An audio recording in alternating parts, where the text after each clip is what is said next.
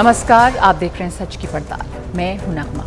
बिहार के मुख्यमंत्री नीतीश कुमार बीजेपी के खिलाफ विपक्षी दलों को जोड़ने की कोशिश कर रहे हैं। दिल्ली के मुख्यमंत्री Arvind Kejriwal make India number 1 movement शुरू करके लोगों को जोड़ने की कोशिश कर रहे हैं। बीजेपी के तरह तरह के अभियान तो चलते ही रहते हैं और ऐसे में अब कांग्रेस ने भी एक शुरुआत की है, एक पहल की है।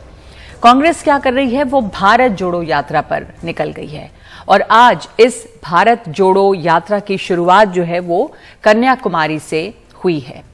राहुल गांधी तकरीबन 150 दिनों तक अपने 100 साथियों के साथ देश भर में यात्रा करेंगे। उनका कहना है कि वो इस यात्रा के दौरान आम लोगों की बातें सुनेंगे, लेकिन उन्होंने इसकी शुरुआत सुनाकर की। बीजेपी और प्रधानमंत्री को निशाने पर लिया। नोटबंदी, जीएसटी से लेकर किसान कानूनों तक हर मुद्दे को फिर से याद किया और प्रधानमंत्री के दोस्तों को भी नहीं भूले। देश में आजादी के 75 वर्षों का अमृतकाल चल रहा है, सो उन्होंने तिरंगे के बहाने काफी कुछ कहा। Some people, they look at the flag and they see 3 colors, a chakra, a piece of cloth, and they salute the flag. This is much more than that. And today, brothers and sisters, this flag is under attack. India is not the imposition of one idea on its people. And today, every single one of our institutions is under attack by the BJP and the RSS. तो राहुल गांधी देश जोड़ने के लिए यात्रा पर निकले हैं। उनके पास सरकार से पूछने के लिए बहुत सारे सवाल हैं, लेकिन बहुत सारे सवाल ऐसे भी हैं जिनका जवाब खुद राहुल गांधी को देना है। और सबसे बड़ा सवाल तो यही है कि देश जोड़ने निकली कांग्रेस खुद क्यों बिखर रही है। यह आरोप क्यों लगता रहता है कि राहुल गांधी तक पहुंचना कांग्रेस के नेताओं के लिए ही बहुत आसान नहीं है। गुलाम नबी आजाद जैसे पुराने नेता क्यों पार्टी छोड़ रहे हैं?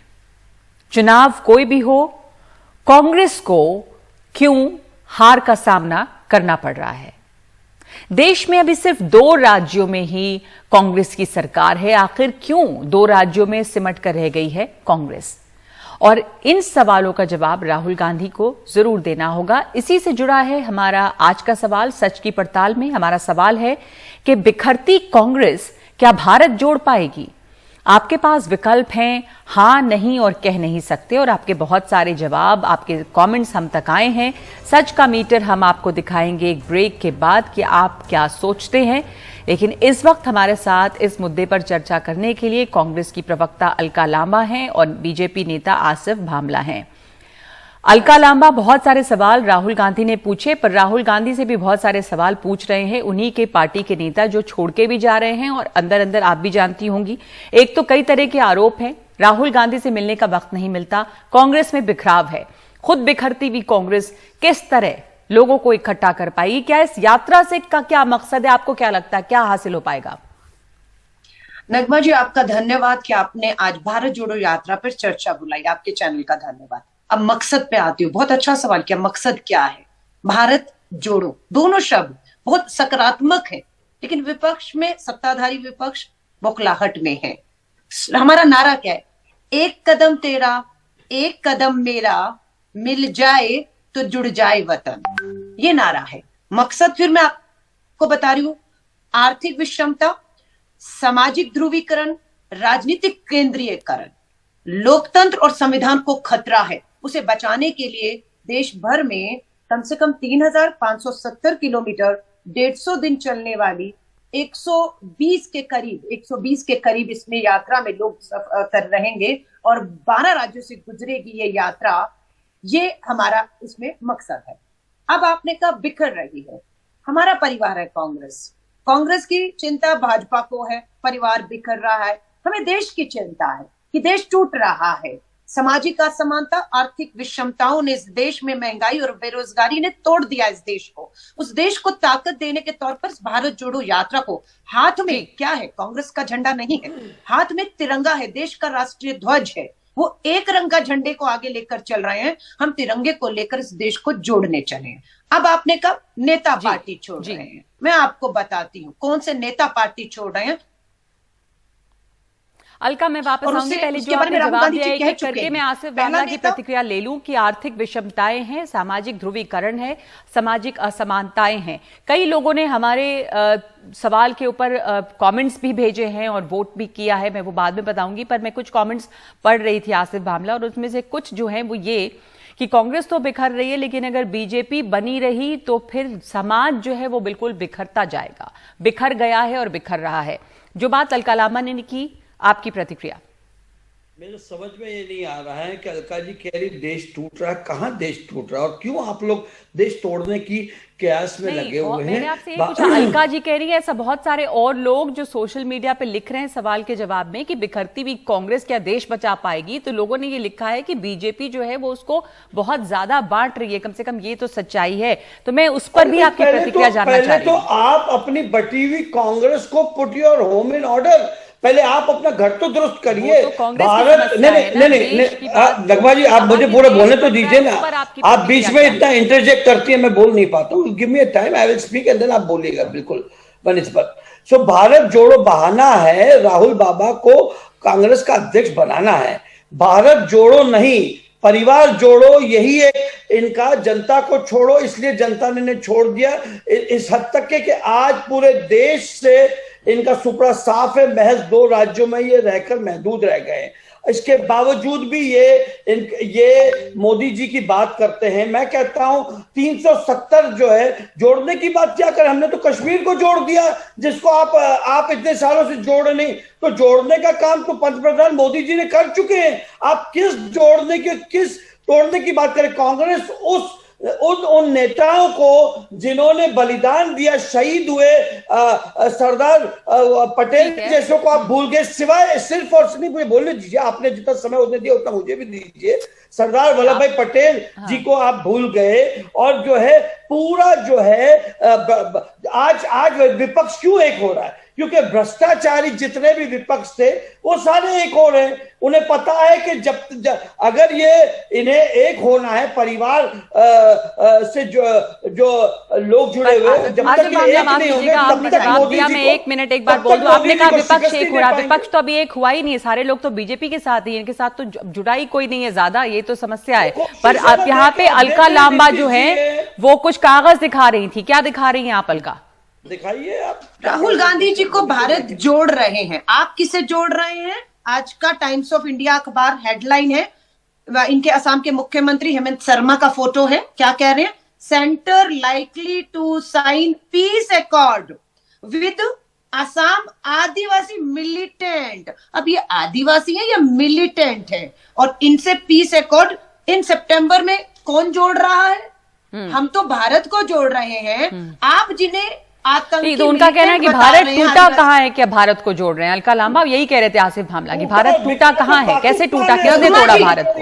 नगमा जी आप दिल्ली में हैं, मैं दिल्ली में हूँ। 2020 में क्या दिल्ली दंगों की आग में जली या नहीं जली? उस दिल्ली में किसका शासन है? भारत तो टूट रहा है।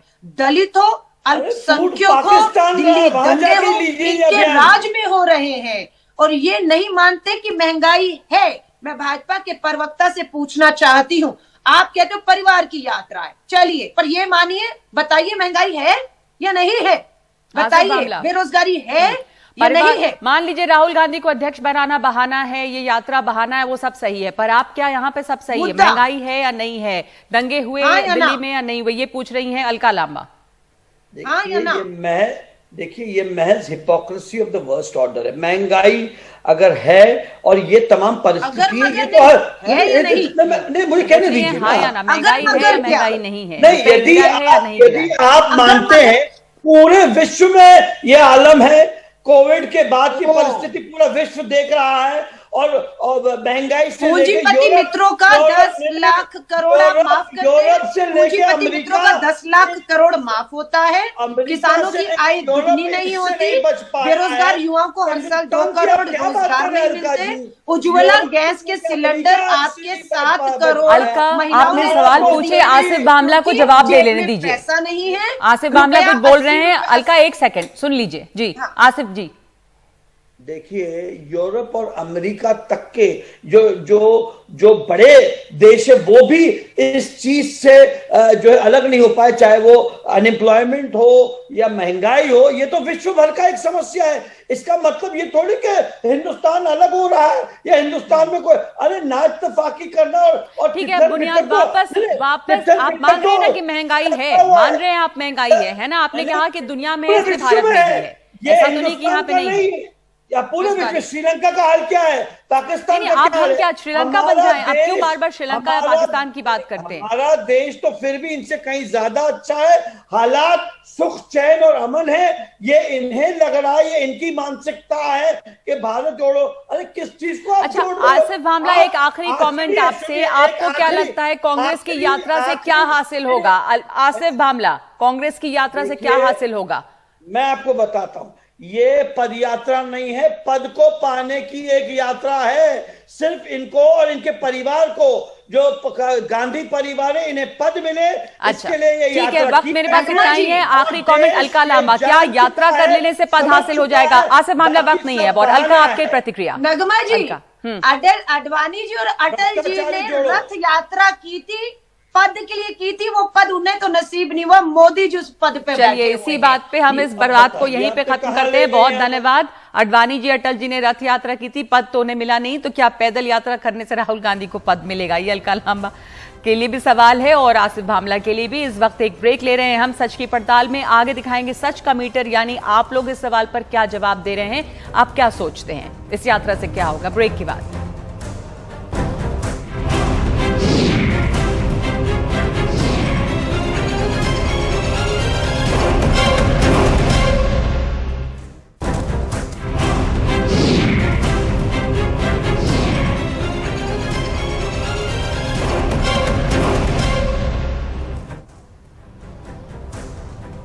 आज सच की पड़ताल में हमने आपसे सवाल पूछा था, क्या बिखरती कांग्रेस भारत जोड़ पाएगी? हमारे पास करीब 18,000 वोट आए हैं आपके, और इनमें से 78% लोगों की राय है हाँ, यानी कि कांग्रेस भारत जोड़ पाएगी, और 17% कहते हैं नहीं, यानी कांग्रेस इस यात्रा से भारत नहीं जोड़ सकती, और 5% की इस पर कोई राय नहीं है। और इस बीच कांग्रेस के लिए भी ये सवाल बना हुआ है कि उसे इस यात्रा से क्या हासिल हो सकता है, और सवाल ये भी है कि क्या भारत बिखर रहा है। तो आज सच की पड़ताल में इतना ही। नमस्कार।